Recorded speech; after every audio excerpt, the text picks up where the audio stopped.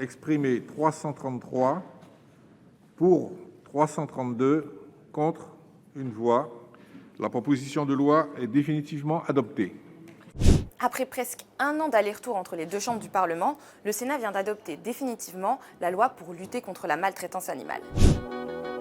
Mais que contient exactement cette loi ?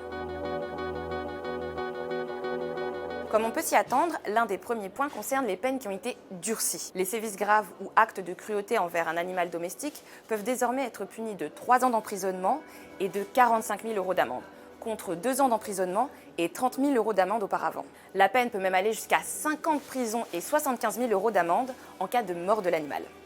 2. Le certificat d'engagement et de connaissance des besoins spécifiques de l'espèce. Pour faire simple, lorsqu'une personne vend ou donne un animal de compagnie, elle doit faire signer au nouvel acquéreur ce certificat. Le but est d'éviter les abandons et de s'assurer que la personne sait dans quoi elle s'engage, que ce soit par exemple au niveau des coûts comme l'alimentation ou le vétérinaire. 3. La vente de chiots et de chatons en animalerie sera interdite. Cette mesure prendra effet le 1er janvier 2024 et il ne sera plus non plus permis de présenter des animaux dans les vitrines, sauf si ce sont des chats ou des chiens abandonnés et recueillis par des associations. 4. L'interdiction progressive des animaux sauvages dans les cirques et les delphinariums. Ça, c'était l'un des principaux points de discorde de la loi.